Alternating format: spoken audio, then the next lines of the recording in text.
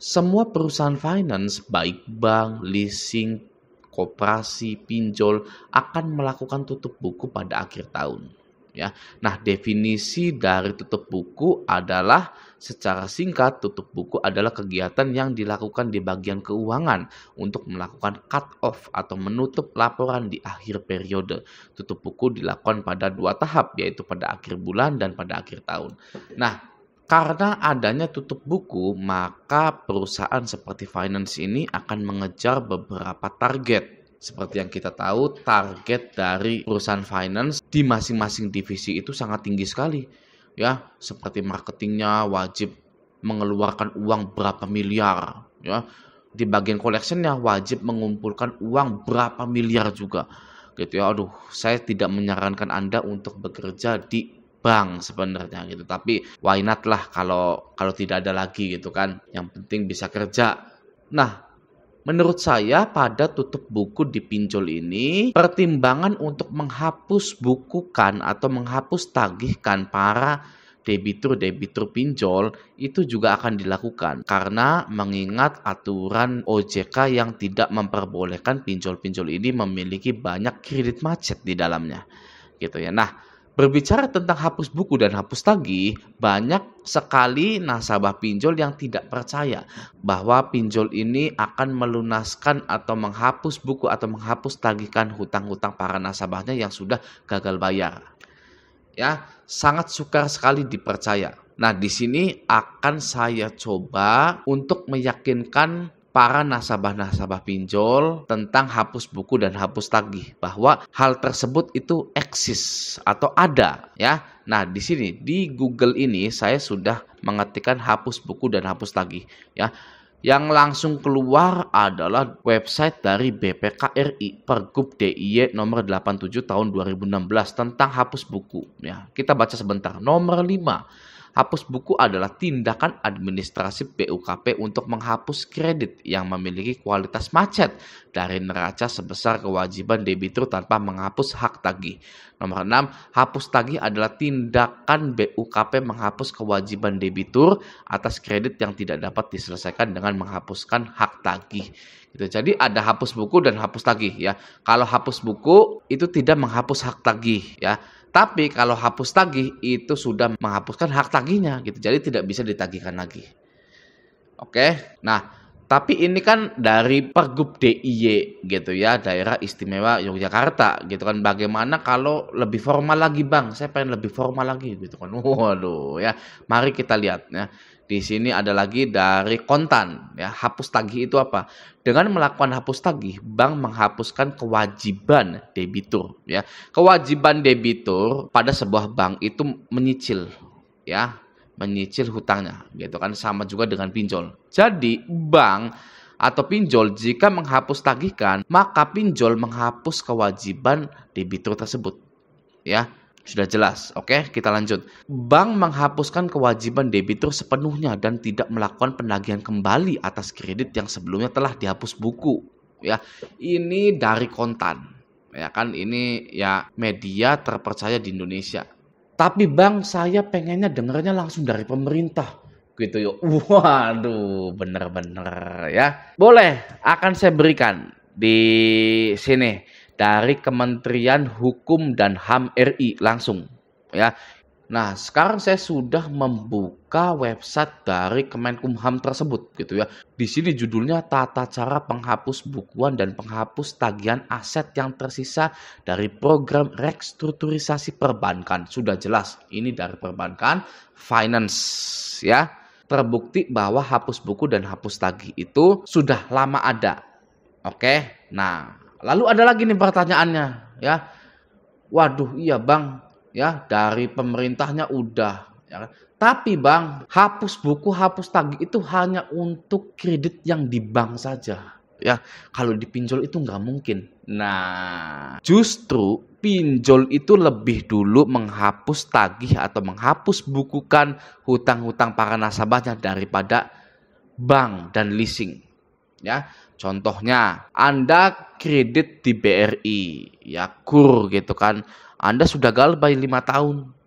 itu belum tentu kehapus ya, pasti masih ada, pasti di slik OJK-nya itu Anda masih nunggak ya. Tapi kalau di pinjol di slik OJK saya di sini ya, saya yang mana saya itu sudah galbay 351 hari, itu dilunaskan sendiri. Kualitasnya satu lancar, dan di sininya di kondisinya itu dialihkan atau dijual kepada pihak lain non pelapor. Jadi pinjol itu ya sudah duluan menghapus bukukan atau menghapus tagihkan hutang-hutang para nasabahnya.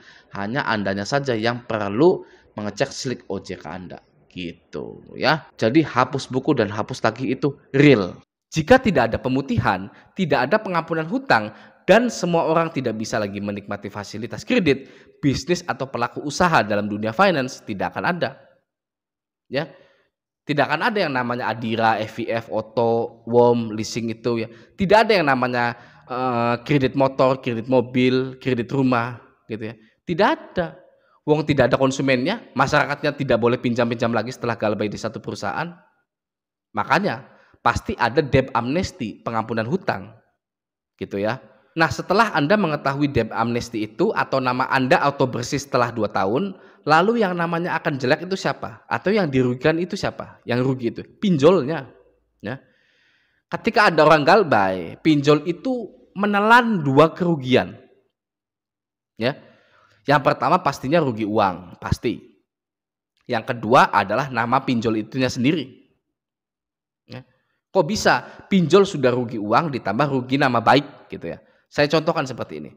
Jika Anda punya usaha pinjol, Anda buka kantor pinjol gitu ya, namanya Dana Setan gitu ya misalkan. Modal Anda itu pastinya dari investor, bukan dari Anda sendiri. Lalu ada suatu komunitas investor yang menghubungi Anda, menelpon Anda gitu ya. Dan mereka tertarik. Ceritanya mereka tertarik untuk invest 100 juta kepada Anda gitu ya.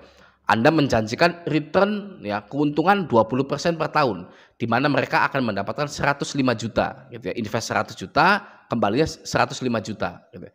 Namun, ceritanya perusahaan pinjol Anda banyak konsumennya yang gagal bayar. Gagal bayar semua. Banyak sekali yang gagal bayar. Dan Anda tidak bisa memberikan keuntungan kepada investor tersebut gitu ya. Jangankan keuntungan, mengembalikan uang modal pertama yang 100 juta itu pun Anda tidak sanggup. Ya. Lalu komunitas investor tersebut pastinya kecewa dengan Anda, ya kan? Jelas kecewa ya. Lalu komunitas investor tersebut memberikan grade atau peringkat untuk perusahaan pinjol Anda. Peringkatnya D, double gitu ya. Dan komunitas investor yang lainnya tidak mau invest ke Anda karena Anda tidak bisa memberikan keuntungan. Otomatis nama perusahaan pinjol Anda jelek ya. Semakin banyak yang tahu perusahaan pinjol Anda jelek, semakin banyak yang tidak tertarik untuk invest gitu. Oke. Ketika sudah tidak ada lagi yang mau invest ke Anda, tidak ada lagi suntikan dana dari investor, uang Anda nol minus, perusahaan Anda ya pinjol Dana Setan itu pasti bangkrut. Ya, makanya dalam galbay pinjol ini menelan 2 kerugian. Yang pertama kerugian uang dan kerugian nama. Oke. Maka dari itu juga pinjol itu menggait perusahaan asuransi. Ketika terjadinya gagal bayar, asuransi akan mengcover uang Anda itu. Ya, uang pinjaman Anda itu. Anda pinjam lalu gagal bayar. Asuransi membayarkan hutang Anda untuk mempertahankan nama baik perusahaan pinjol-pinjol itu, ya. Agar selalu mendapatkan investor. Oke? Jadi, buat Anda yang gagal bayar, kalau Anda mau mengerti, ya, itu bukanlah permasalahan. Ya. Bukan permasalahan. Nama Anda itu tidak akan jelek. Tidak akan jelek karena akan ada penghapusan. Ya, pemutihan nama, debt amnesty. Justru pinjollah yang namanya akan jelek. Ya, kalau Anda mau mengerti itu. Oke? Nah, jika Anda sudah mengetahui teori pinjol itu, ya, dan kita semua sepakat bahwa kita ingin menghilangkan pinjol karena banyaknya korban yang meneteskan air mata karena ulah pinjol ini. Ya, untuk menghilangkan pinjol dari muka bumi ini adalah dengan cara membangkrutkannya. Kita bangkrutkan pinjol-pinjol ini. Ya. Membangkrutkan pinjol itu tidak mustahil. Tidak mustahil karena sudah banyak contohnya. Ya, sudah banyak pinjol yang bangkrut seperti Uang Teman, Cash Wagon, pinjam Indo, fintech syariah, ya. Lalu apa lagi? Kredit cepat, solusi kita, asa kita, ya. Itu bangkrut.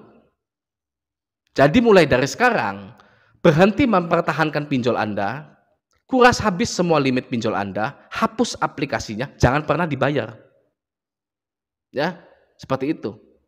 Lalu setelah itu yang harus Anda lakukan adalah mulai bekerja lebih giat lagi, lebih cerdas lagi, lebih jadi bermanfaat. Anda buka usaha. Ya. Biarkan pinjol ini menjadi cerita dalam kehidupan saya.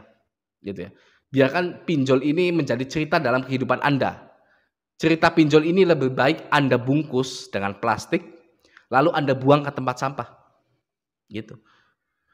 Tidak akan ada lagi yang bisa menghambat Anda dalam meraih kesuksesan. Ya. Hidup Anda selalu dihambat karena tagihan pinjol yang mencekik. Gaji Anda selalu habis untuk bayar pinjol. Bahkan yang lebih parahnya, Anda menghabiskan uang yang tidak Anda punya. Gimana bisa? Ya, Anda menghabiskan uang yang tidak Anda punya. Ya, hutang ke teman, utang ke keluarga. Ya. Anda tidak punya uang tapi Anda bisa menghabiskan uang yang bukan milik Anda hanya untuk bayar pinjol. Ya. Masih mending Anda maksa ke teman Anda yang Anda jadikan kondar itu untuk memblok semua tagihan yang masuk. Daripada Anda meminjam uang ke teman hanya untuk bayar pinjol. Ya. Masih mending Anda memaksa untuk memblok penagihan yang masuk atau memaksa ganti nomor HP orang tua Anda, keluarga Anda, daripada menyuruh mereka untuk menjual harta hanya untuk bayar pinjol. Tidak worth it.